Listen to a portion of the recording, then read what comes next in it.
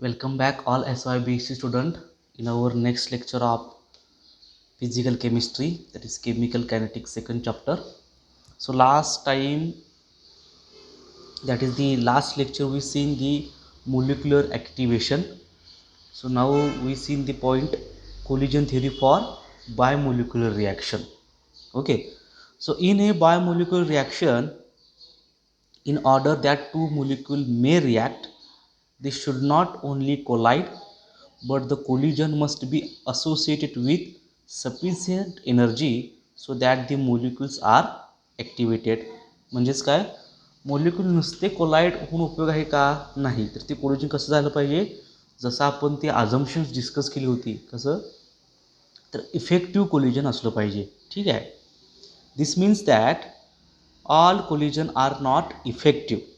The number of effective collisions is only a fraction of the total number of collisions. Okay, म्हणजे सगळे collisions हे effective नसणार, बरोबर आहे. त्यातले काही प्रमाणात कोलिजन काय असतील, इफेक्टिव्ह कोलिजन असतील. आता इफेक्टिव्ह कोलिजन म्हणजे काय, कोलाईड झाल्यानंतर त्या मोलिक्यूलची एनर्जी कुठपर्यंत पोहोचली पाहिजे, एनर्जी ऑफ ॲक्टिवेशनपर्यंत रिच झाली पाहिजे, तरच त्या रिॲक्टंट मोलिक्यूलचं रूपांतर कशामध्ये होईल, प्रॉडक्टमध्ये होईल. ठीक आहे. म्हणजे आपण इफेक्टिव्ह कोलिजन आणि इलॅस्टिक कोलिजन हे दोन्ही assumptions, that is the reaction rate theories अजम्पशनमध्ये बघितलेलं आहे. ठीक आहे. That is the theories of रिॲक्शनमध्ये आपण बघितलेलं आहे इफेक्टिव्ह कोलिजन आणि इलॅस्टिक कोलिजन म्हणजे काय असतं. नाव कन्सिडर, दॅट इज दी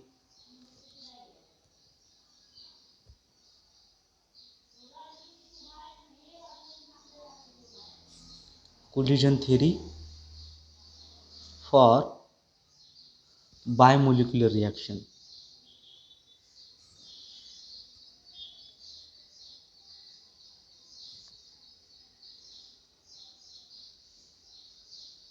बरोबर आहे.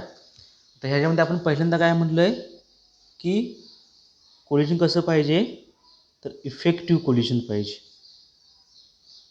इफेक्टिव्ह कोलिजन्स काय असतील, बरोबर आहे. इफेक्टिव्ह कोलिजन्स तुम्हाला काय करतील, प्रॉडक्टमध्ये कन्व्हर्जन करून देतील. Okay, so let us consider specific reaction rate के.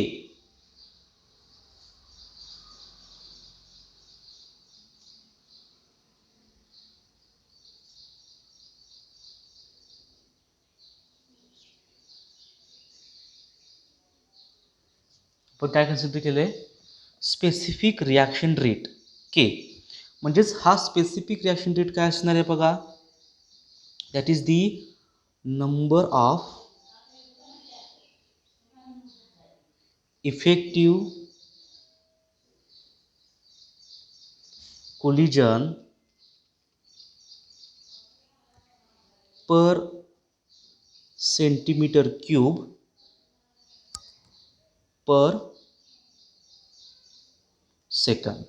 ओके, आपण काय कन्सिडर केलेलं आहे, स्पेसिफिक रिॲक्शन रेट म्हणजेच काय आहे, तर number of effective collision per centimetre cube per second. म्हणजे एका सेकंदाला एका सेंटीमीटर क्यूबमध्ये इफेक्टिव्ह कोलिजन किती असतील, त्यालाच आपण काय म्हटलं आहे, specific reaction rate K. Okay, now the consider Z, consider Z is the number of molecules colliding per second per centimeter cube in a system. म्हणजे आपण काय कन्सिडर केलं आहे, झेड आपण काय कन्सिडर केलं आहे, Z is the number of molecules colliding per second per centimetre cube in the system containing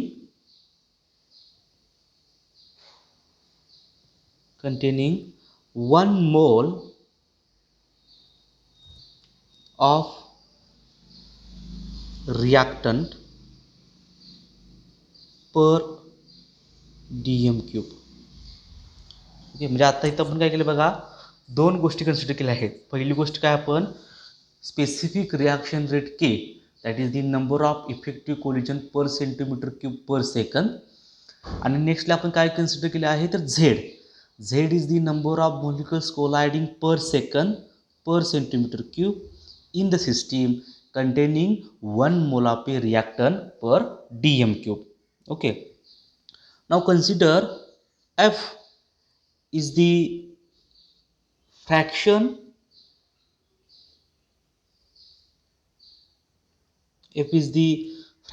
of those molecule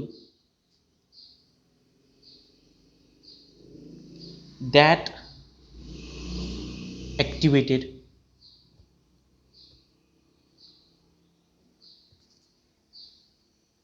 म्हणजे काय, तर पहिल्यांदा आपण काय केलं, तर इफेक्टिव्ह कोलिजन कन्सिडर केलेलं आहे बघा, बरोबर आहे, पर सेंटीमीटर क्यूब पर सेकंदला. त्यालाच आपण काय म्हणले, स्पेसिफिक रिॲक्शन रेट के. नंतर आपण झेड म्हणजे आपण काय म्हणले, फक्त molecules colliding per second per centimetre cube in a system containing 1 mole of a reactant per dm cube. आणि आता आपण काय कन्सिडर केले आहे, तर F is the fraction of those molecule that activated. म्हणजेच काय, तर कोलिजन होऊन, इफेक्टिव्ह कोलिजन होऊन जे काही मोलिक्युल्स ॲक्टिवेटेड झाले असतील, म्हणजे आता हेच ॲक्टिवेटेड मोलिक्युल कशामध्ये रूपांतर होतील बघा, प्रॉडक्टमध्ये रूपांतर होतील. ठीक आहे, जसं आपण डिस्कस करत आहोत की नुसतं मोलिक्युलमध्ये कोलाईड होऊन उपयोग आहे का, नाही, तर ते कोलिजन कसं पाहिजे, इफेक्टिव्ह कोलिजन पाहिजे. जर इफेक्टिव्ह कोलिजन असेल तरच त्यांची एनर्जी ऑफ ॲक्टिवेशन वाढेल. एनर्जी ऑफ ॲक्टिवेशन वाढलीच तर तेच ते मोलिक्युल काय असतील, ॲक्टिवेटेड म्हणजे असतील, आणि तरच त्यांचं रूपांतर कशामध्ये होईल, प्रॉडक्टमध्ये होईल. मग ह्या तिन्ही स्पेसिफिक रिॲक्शन रेट, त्याच्यानंतर Z that is the value of, then F that is the fraction of those molecule that are activated.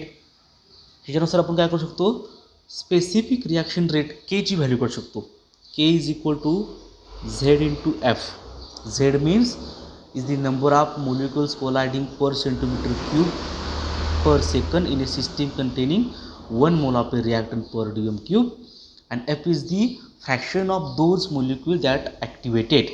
त्याच्यावर आपण काय काढलेला आहे, स्पेसिफिक रिॲक्शन रेट के काढलेला आहे. Now according to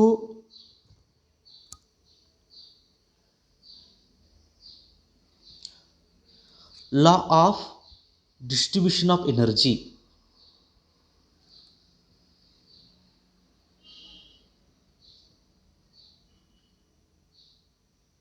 okay, according to law of distribution of energy,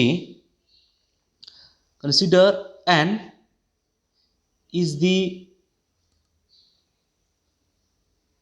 total number of molecules per centimeter cube at temperature capital T. Okay, according to law of distribution of energy, okay, n म्हणजेच n is the total number of molecules per centimeter cube at temperature T, and n dash is the number of molecules possessing activation energy, that is possessing energy of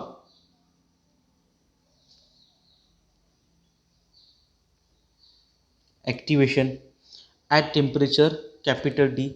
Then the value of F by the law of distribution of energy, then the value of F by the law of distribution of energy is equal to n dash divided by n, which is equal to, that is the Boltzmann law, e raised to minus EA by RT.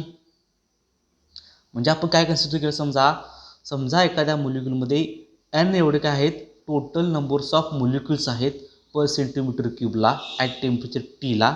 ठीक आहे, आणि मग N dash is a possessing energy of activation at temperature T. म्हणजे ह्या एनमधील N dash एवढे molecule काय आहेत ज्यांच्याकडे काय आहे एनर्जी ऑफ ॲक्टिवेशन आहे त्याच टेम्परेचरला at temperature T. Then the value of F is the fraction of those molecule that activated. The value of F by the distribution of law of energy is equal to n dash divided by n. म्हणजेच काय the number of molecules per centimeter cube possessing the energy of activation at temperature T divided by the number of molecule per centimeter cube at temperature T. And by the Boltzmann distribution law, that is we discussed in the last lecture, the fraction of the molecules can be given by e raised to minus a by RT. Okay, now let us consider this equation is a first equation and this equation is an second equation. Okay, so by the substituting value of f by this equation into this equation, तर ह्या इक्वेशननुसार value of F काय येईल तर F is equal to काय ना बघा F is equal to K divided by Z येईल. बरोबर आहे. ठीक आहे. तीच व्हॅल्यू आपण काय करायची आता इथं पुट करू. ठीक आहे. एफ म्हणजे काय आलं तर K divided by Z which is equal to E raise to minus A by R T. म्हणजे ह्याच्यावरून के इज इक्वल टू काय येणार बघा Z into E raise to minus E A by R T. बरोबर आहे. K is equal to Z into E raise to minus E A by R T. So this equation is called as fundamental equation of collision theory for bimolecular reaction. ह्याच इक्वेशनला काय म्हणतात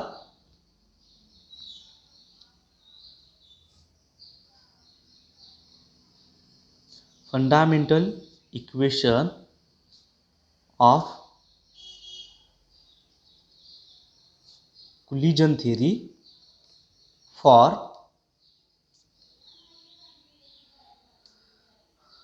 bimolecular reaction. Fundamental equation of collision theory for biomolecular reaction. बरोबर आहे. म्हणजे आपण काय केलं बघा कोलिजन थिअरी ऑफ बायोमोलिक्युलर रिॲक्शनमध्ये तर सुरुवातीला आपण स्पेसिफिक रिॲक्शन रेट धरला के. त्याची व्हॅल्यू आपण कशावरून काढली तर Z into F. Z is the number of molecules colliding per second per centimeter cube in a system containing 1 mole of reactant per dm cube. F is the fraction of those molecules that are activated. Then according to law of distribution of energy we can also calculate this F value. So this F value is equal to n dash divided by n. The n dash काय आहे तर numbers of molecule possessing energy of activation at temperature T. आणि n काय आहे तर n it is an simply total number of a molecule per centimetre cube at temperature T. Then the by Boltzmann distribution law we can also calculate the fraction of molecule is having activation energy is equal to E raise to minus E by R T. Then the from equation the 1 put the value of F. So F is equal to काय असणार K divided by Z. So putting this value in the equation second. So we get the value of K is equal to Z into e raised to minus E by RT. So what is K? K it is the specific reaction rate and this equation is called as fundamental equation of collision theory for bimolecular reaction. Now this theory can be successfully applied to the many bimolecular reaction, that is this equation can be applied successfully for many bimolecular reaction in gaseous state and in the solution form. However, there are many reactions for which the calculated value are found to be much higher than the observed value. म्हणजे काय हे तुम्ही जे fundamental equation derived केलं आहे हे बऱ्याचशाच gaseous मोलिक्यूलमध्ये किंवा solution मोलिक्यूलमध्ये काय होतं लागू होतं. पण काही ठिकाणी ह्याची जी व्हॅल्यू आहे ही व्हॅल्यू काय येते मच हायर येते दॅन दी ऑब्झर्व्ड व्हॅल्यू. म्हणजे ऑब्झर्व्ड व्हॅल्यूपेक्षा या केची व्हॅल्यू काय येते जास्त येते. ठीक आहे. मग त्यासाठी ह्याच्यामध्ये एक फॅक्टर इंट्रोड्यूस केलेला आहे, त्यालाच काय म्हणतात, probability factor or the steric factor, that is the P. The factor introduced is probability factor or दी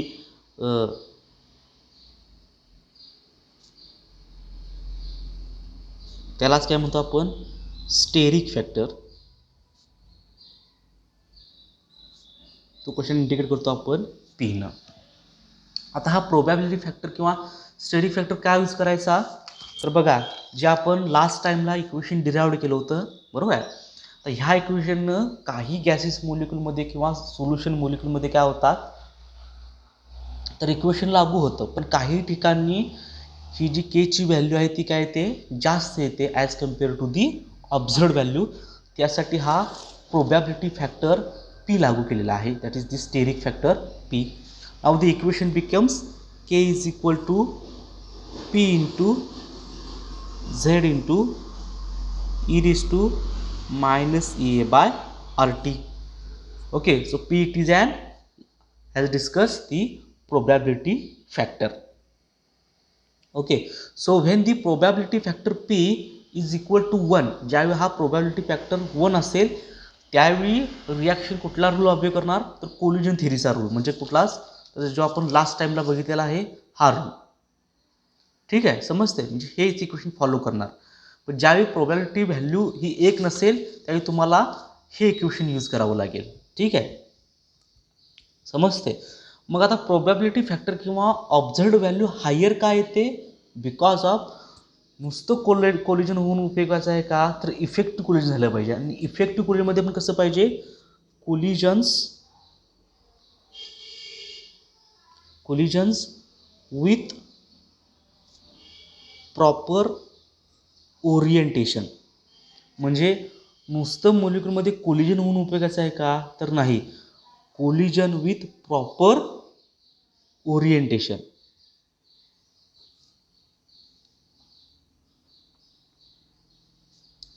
बरोबर आहे, म्हणजे मोलिक्यूलमध्ये काय पाहिजे, कोलिजन पाहिजेच.